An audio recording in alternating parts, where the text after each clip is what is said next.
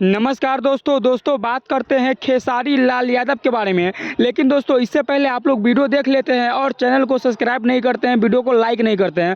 दोस्तों यह बहुत बेकार लगता है हमको। प्लीज़ दोस्तों चैनल को सब्सक्राइब कर दीजिए और वीडियो को लाइक कर दीजिए। दोस्तों एक बार फिर से खेसारी लाल यादव ने काजल अगवानी को बढ़िया से रेल दिया है और दोस्तों इस बार काफ़ी ज़्यादा बढ़िया से रेला है खेसारी लाल यादव काजल अगवानी को।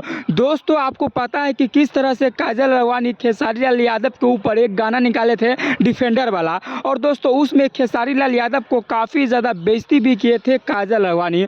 उसमें बोली हुई थी काजल अगवानी खेसारी लाल यादव को कि भैंस न चराता था। आप जान लीजिए कि कितना बुद्धि होगा। दोस्तों उसी को देखते हुए खेसारी लाल यादव भी लाइव आए और काजल अगवानी को बढ़िया से रेल दिए। दोस्तों मैं आपको बता देना चाहता हूँ खेसारी लाल यादव दूसरे काम के लिए लाइव आए थे, लेकिन लाइव में ही खेसारी लाल यादव को एक बार ध्यान पड़ गया और लाइव में ही काजल अगवानी को खेसारी लाल यादव रेल दी।